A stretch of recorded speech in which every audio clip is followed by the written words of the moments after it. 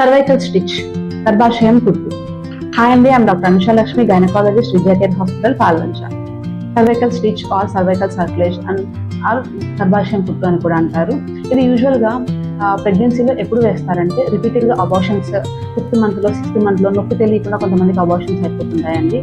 అలాంటి వారికి, లేదంటే షార్ట్ సర్విక్స్ అంటారు, అంటే గర్భాశయ ముఖద్వారము ఎప్పుడైతే <2.5 సెంటీమీటర్స్ ఉంటుందో వాళ్ళకు కూడా కుట్టు అనేది అవసరం పడుతుంది.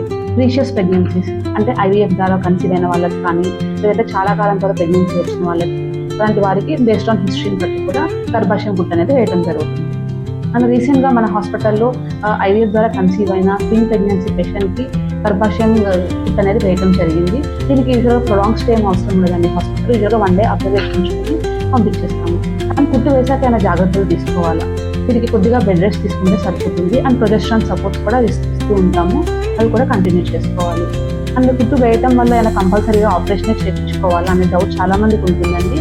కుట్టు వేయడం వల్ల దానికి ఏమి కంపల్సరీ ఆపరేషన్ ఏమి అవసరం ఉండదు. యూజువల్గా 9 నెలలు పడ్డాక కుట్టు అనేది తీసేస్తాము. తీసేసాక నార్మల్ డెలివరీ అనేది ట్రై చేసుకోవచ్చు.